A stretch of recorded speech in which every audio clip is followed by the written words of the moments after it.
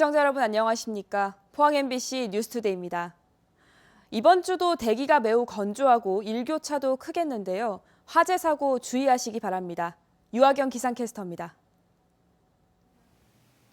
추위가 잦아들자 건조한 대기가 문제입니다. 현재 대구를 포함해 지도에 표시되어 있는 지역은 모두 건조주의보가 발효 중인데요. 이렇게 대기가 바짝 말라 있을 때는 작은 불씨도 쉽게 꺼지기 어렵습니다. 거기다 바람도 오늘 약간 강하게 불어서요. 큰 화재로 번지기 쉬운 만큼 불조심에 각별히 유의하시기 바랍니다.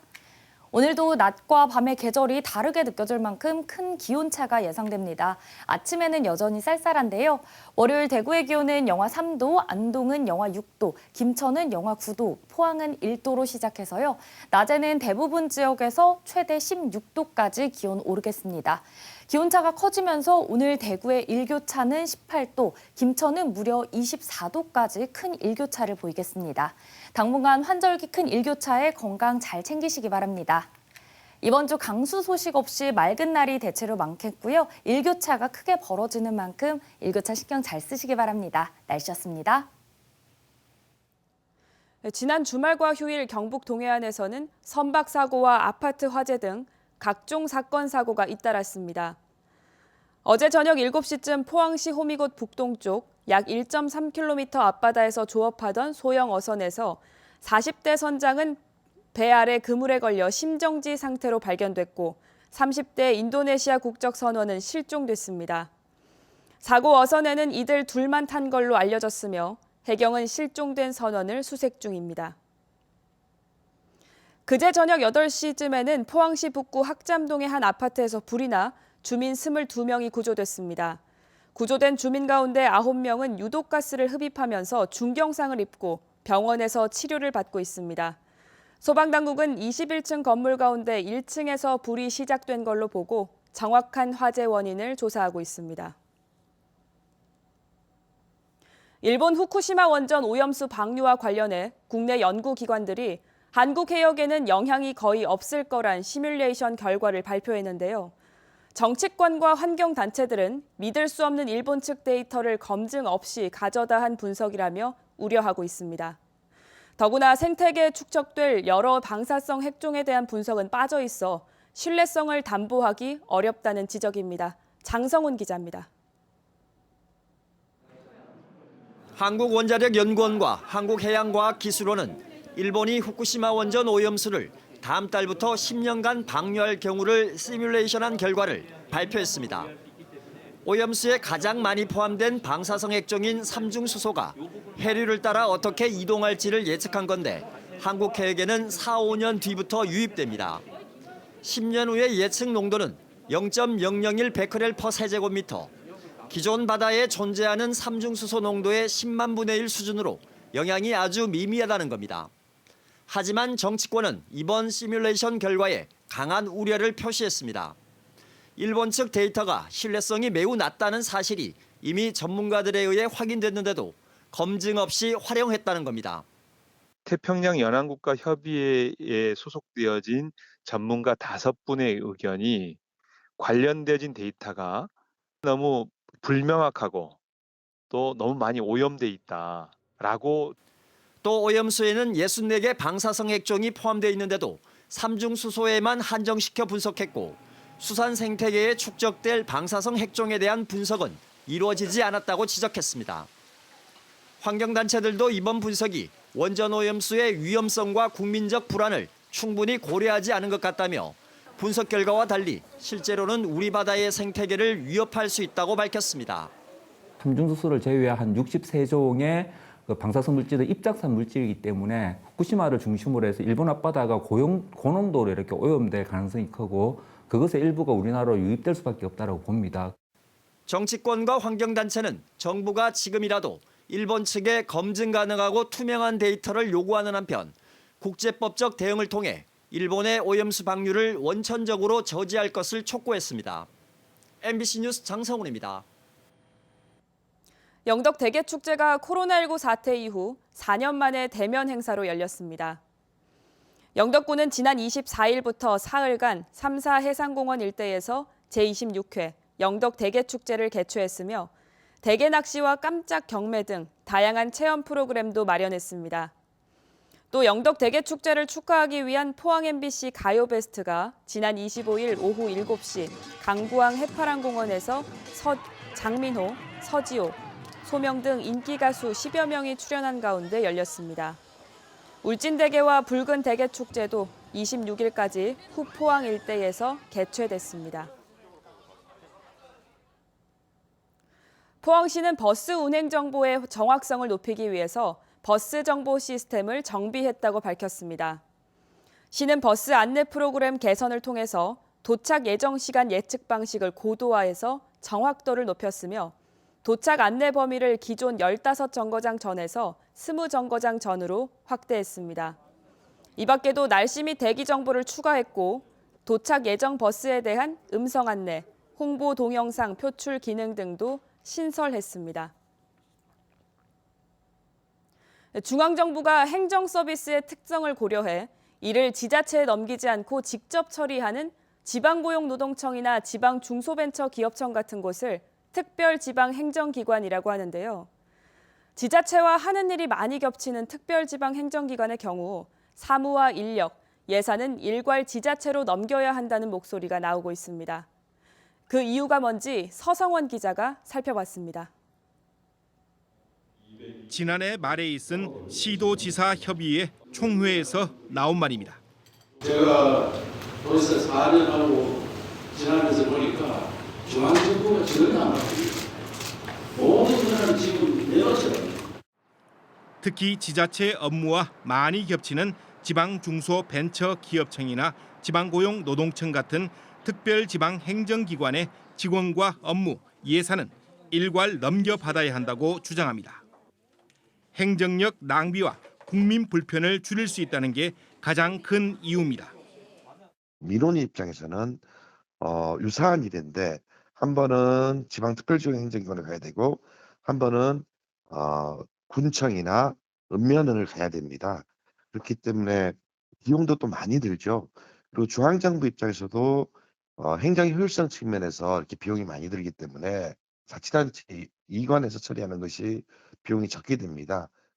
그런데도 특별지방행정기관은 지난 2010년에 비해 14%나 늘었고 인사권자도 장관 등으로 선거로 평가받는 지자체보다 주민 대응성과 행정 책임성이 떨어진다고 주장합니다. 중앙부처가 사업비 이양에 어려움을 들어 반대할 수 있는데 위임 방식을 활용하는 등 재원의 특성을 고려한 이관 방안을 해결책으로 제시합니다. 완전하게 넘기는 것이 이양이고요. 위임이라고 해서 원처리권은 중앙에 있으나 실제 행정 처리는 지방에 하는 방식이 있습니다. 기금이나 특별회계에 의한 사업은 지방에게 위임 형태로 갈 수밖에 없다. 특별지방행정기관의 지방이관권은 최근 열린 중앙지방협력회의 때 의결하지 못했습니다. 중앙정부를 설득할 수 있는 전국 시도지사들의 협력과 정치적 역량에 향후 의결 성공 여부가 달려 있습니다. MBC 뉴스 서승훈입니다.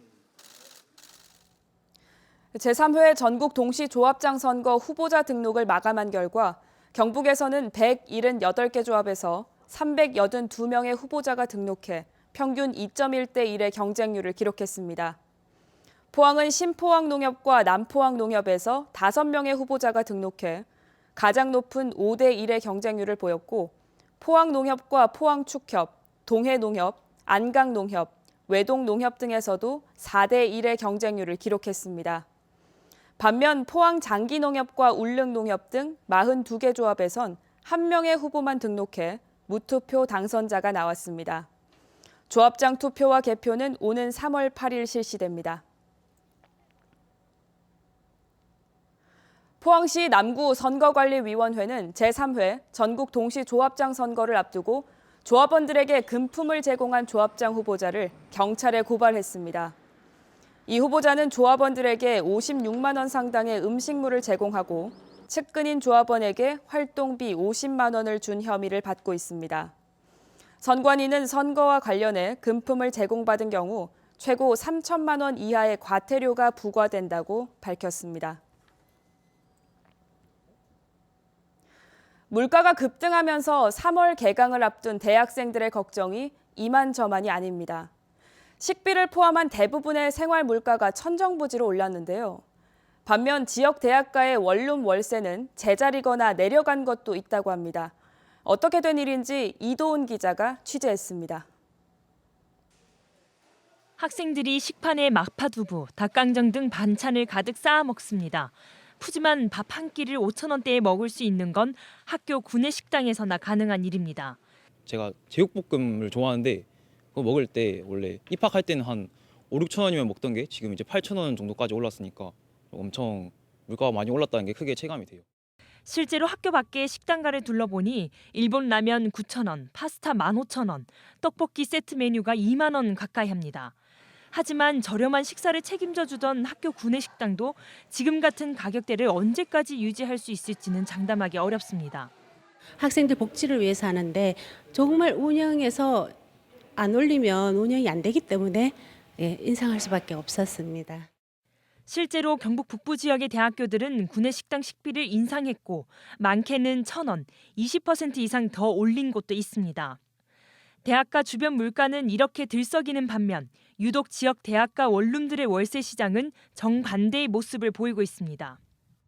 서울에서는 비싼 집값 때문에 하숙 열풍이 분다지만 우리 지역의 사정은 좀 다릅니다. 월세값이 내렸거나 오히려 공실인 경우도 있습니다. 최근 3년 동안 코로나 비대면 수업으로 원룸 수요가 줄었고 신입생 미달까지 겹치면서 공실을 우려한 집주인들이 월세를 올릴 엄두도 내지 못하고 있는 겁니다. 전체적으로 월세 기준으로 한 2만 원에서 3만 원 정도 조금 내려간 상황이에요. 정원이 또 좀 준 상태라 공실이 조금 있는 걸로 알고 있어요. 농촌 일을 하러 온 외국인 근로자들 덕분에 공실 위기를 겨우 넘기는 대학가 원룸들도 적지 않습니다. 학생들이 빈 만큼 외국인들이 와서 자리를 채워줬지요. 폭등하는 물가 속에서 월세가 동결되거나 내려간 소식은 분명 대학생의 생활비 부담에는 도움되는 소식이겠지만 원인이 학령 인구가 줄어든 데서 비롯된 사실은 마냥 반가워만 할 수 없는 일이기도 합니다. MBC 뉴스 이도은입니다. 지역사랑 상품권 사용처가 소상공인 중심으로 재편되고 1인당 구매 한도가 축소됩니다. 행정안전부가 지자체에 통보한 지역사랑 상품권 지침 개정안에 따르면 지금까지는 하나로마트와 대형 식자재 마트, 농수산물 도매점 같은 중소기업도 가맹점 등록이 가능했지만 앞으로는 연 매출액 30억 이하인 경우에만 가맹점 등록이 허용됩니다. 또 1인당 구매 한도는 월 70만 원 이하, 보유 한도는 최대 150만 원 이하에서 지자체별로 정하고 10% 이내로 제한하고 있는 상품권 할인율은 재난 상황의 경우 추가 할인할 수 있게 됐습니다. 기후변화로 인해 우리나라 연근해 해양 생태계의 생산성이 감소하고 있는 걸로 나타났습니다. 국립수산과학원은 지난 5년간 생태계에 기반한 수산자원 변동 예측기술 개발 연구를 진행한 결과 우리나라 해역의 평균 기초 생산력이 10년 전에 비해 40% 감소했고 초미세 식물 플랑크톤이 우점해 동물성 플랑크톤의 소형화가 나타났다고 밝혔습니다. 바다의 기초 생산력은 식물 플랑크톤이 광합성을 통해 유기화합물을 생산하는 능력으로 해양 생태계에서 가장 중요한 공급원입니다. 1월 1일부터 중단됐던 경북도 내 동절기 공사 중지가 3월 1일부터 해제됩니다. 이에 따라 포항 안동간 국도 68호선 등 도내 건설 공사가 현장 실정에 맞춰 일제히 재개되고 기온 영향을 받는 콘크리트 타설 등은 품질 관리 기준에 맞게 시공하도록 현장 감독이 강화됩니다. 경상북도는 지역 건설 경기 활성화를 위해서 신규 사업은 예년보다 앞당겨 발주하고 전체 예산의 70%를 상반기에 집행하기로 했습니다. 경주시립도서관은 다음 달 2일부터 전자잡지 구독 서비스를 시행한다고 밝혔습니다. 이용 대상은 도서 대출증을 발급받은 경주 시민이며 대출 없이 200여 종의 전자잡지를 열람할 수 있습니다. 경주시립도서관은 전자잡지를 비롯해 앞으로 전자책과 오디오북 등 전자자료 서비스를 확대하기로 했습니다. 포항시의 청년 고용률이 코로나19 이후 최대치를 기록하면서 서서히 회복하고 있습니다. 통계청 자료를 보면 지난해 하반기 포항 지역 고용률은 58.8%로 전년 동기 대비 0.3%포인트 향상됐고 특히 같은 기간 청년 고용률은 3.8%포인트 상승한 38.8%를 나타내면서 코로나19 이후 최고치를 기록했습니다. 포항의 청년 고용률은 2019년까지 40%대 초반을 기록하다 코로나19 충격 여파로 2020년 30% 초반까지 떨어졌다가 차츰 회복되고 있습니다.